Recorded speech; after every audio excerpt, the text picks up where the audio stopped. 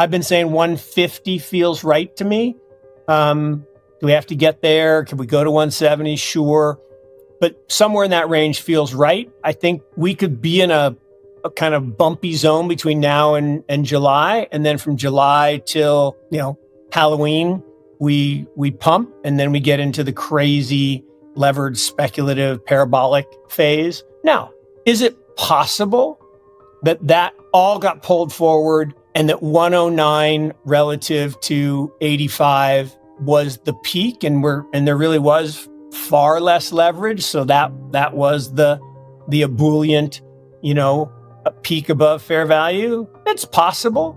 I don't think it's very likely, and I think, again, you don't have to go back many cycles. You can just go back to the last one. Mark Yusko starts off by highlighting the widening gap between market excitement and economic facts. Although a lot of investors are still hopeful, Yusko cautions that the present market surge is unstable and driven more by liquidity than by long-term growth. By pointing out that corporate profits and GDP growth are insufficient to support the excessive risk-taking shown in equity markets, he draws attention to the discrepancy between values and underlying economic health. Yusko is particularly concerned about the reversion to the mean, which has traditionally occurred after each significant speculative cycle. Drawing comparisons to previous market bubbles, he warns that as monetary circumstances tighten, rallies propelled by liquidity frequently result in abrupt declines. Whether or not the market will adapt to reality is not the question. Take a moment to like this video, subscribe to the channel, and turn on notifications for more content on Bitcoin and the digital asset space. Also, drop your thoughts in the comments below. It helps with the YouTube algorithm and supports the channel. Thanks, and enjoy the video. But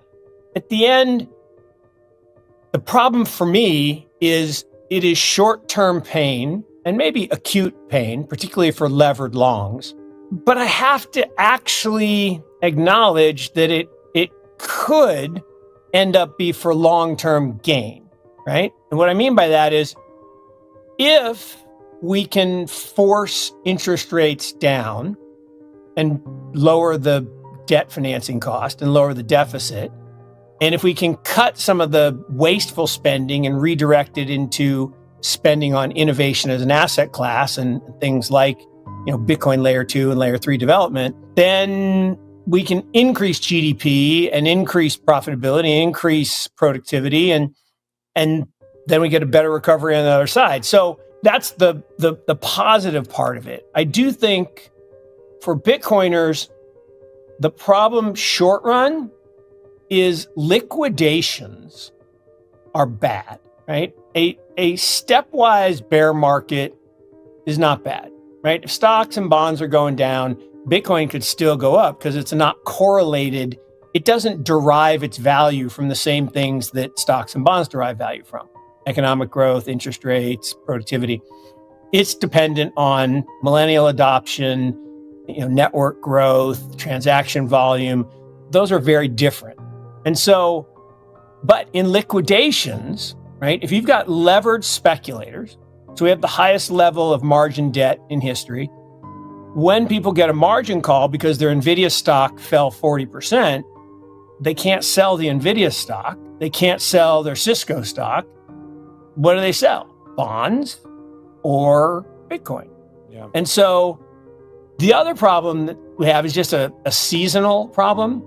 Every March, we get a pullback in Bitcoin, particularly bad when the previous year was really good because people have to pay their taxes. Yeah. So we had a really great year last year. Taxes are going to be really high. At the end of the day, we're going to have a pullback. I can't say it's necessarily a recession yet, although probability of recession has spiked, well into the high 70s. And okay, what does that mean? What does that matter? Well, you showed the perfect chart with NASDAQ breaking down. The problem we had was we were in a valuation regime in risk assets, stocks, that we'd just never seen before. Not in 1929, not in 2000. NVIDIA at one point was trading at 36 times revenue, not 36 times earnings, 36 times revenue. That's crazy. Now, Scott McNally, the head of Sun Microsystems in 2000, said, look, at 10 times revenue, which is where his stock and a number of the other tech darlings were trading, here's what I'd have to do for you to make a 10% return going forward. I would basically have to give you 100% of my revenue for the next decade, which would be a problem because I would go to jail because I have to pay taxes and pay my employees and pay my suppliers. So I'm not going to do that. And he didn't. And that stock went down 98% to the bottom. NASDAQ went down 84%. And I'm not saying NVIDIA is going to go down 99% or 98%. I'm not saying NASDAQ's going to go down 84%. But what I'm saying is we're at valuation levels that make that possible. Mark Yusko highlights a startling trend. The December 2017 debut of Bitcoin futures precisely matched the cryptocurrency's peak prior to a significant decline. Similarly, the market had an instant correction following the approval of spot Bitcoin ETFs in January 2024. According to Yusko, big organizations exploit this arrangement by shorting Bitcoin futures, which lowers the price, and then making money from the discrepancy between futures and spot prices. He contends that the true problem is that, similar to how they have done with gold for decades, the Bitcoin futures market permits large players to control price discovery. Don't forget to subscribe and hit the bell icon to stay updated on our latest videos. We'd love to hear your thoughts in the comments. Now let's dive back into the interview. Ultimately, here's the thing. We don't need the SBR to get back to the normal high of this cycle, which I don't think we've seen.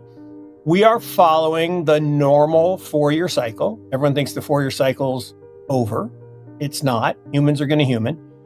And this is a normal downturn in between, the double top. And just like in 21, where we had the peak in February and then the Elon tweet, and then we troughed in July, and then we cycled all the way to the FTX crescendo. And how far we go above fair value remains to be seen, right? Right now, fair value, somewhere between 85 and 90K, depending on which model you look at. So we're a little bit under fair value. Why are we under fair value? Well, because of the futures market. You still got the whales that can, short the future and push the price down, just like they do in gold. This is the one thing I talk about this a lot, and nobody seems to care. I'm like, when we were declared a commodity, everyone cheered. What are you cheering about? You would have much rather been declared a security, right? Because commodities can be manipulated and have been manipulated for decades because of the futures. And what people miss is in 2017, when Bitcoin started to rally, Leo Melamed, chairman of the CME, had a very interesting comment in testimony at Congress. He said, "We'll tame Bitcoin." Like, tame. That's a very interesting word. I mean, that's a deliberate choice of word. And sure as shit, they have tamed Bitcoin. How? Well, the first futures were released December 18th, 2018, literally the day of the peak at 20,000. And on January 10th, the day that the ETFs were approved, they approved a whole slew of new futures, shockingly. And what I love is, every 90 days, the 13Fs come out. And everybody pours through them and said, "Oh, look, Citadel owns all this Bitcoin, or Millennium owns all this Bitcoin." Like, no, they don't. They're short at least an equal amount, sometimes maybe even a little more, against that. That is arbitrage.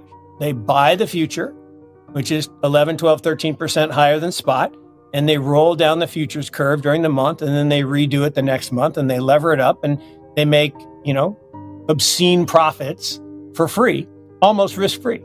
This cycle will be just like the previous cycles, 4 years. The ultimate peak will be October-ish. Like, we lose a month each 4-year cycle. It's kind of like each, we got one every 4 years, we get leap year. Yeah. So it's a little less than 4 years in terms of the number of blocks. But, last one was November. I think this one's October. So somewhere between September and November will be the final peak. And I stand by that. I think we're in a natural correction around taxes, exacerbated by this unwinding of the arbitrage around the triple witching last month, where there was, $2 or $3 billion that just unwound and everybody panicked. So I don't think we're in a bear market. Hash rate still at all-time highs. Transaction levels are still good. Wallets still good. So all the fundamentals that I look at, the fair value still looks to be in the mid 80s, high 80s. So I don't think we pulled forward the peak with all the talk of, the SBR and everything. And the reason is the peak in each cycle historically has been 2 times fair value. So, back in 13, it was like whatever it was, 2,000 on 1,000, and then it was 20,000 on 10,000, and then it was 60,000 on 30,000. And I think this time it'll be 160, 170 on 85.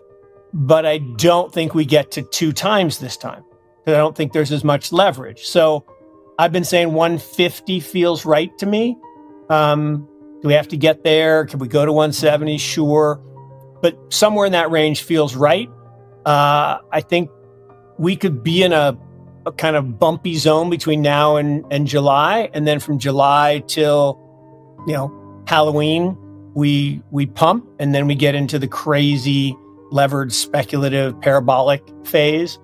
Now, is it possible that all got pulled forward and that 109 relative to 85 was the peak, and there really was far less leverage, so that was the ebullient, a peak above fair value? It's possible. I don't think it's very likely. And I think, again, you don't have to go back many cycles. You can just go back to the last one. We got to 2 times fair value. We dropped 50% to the lows in July.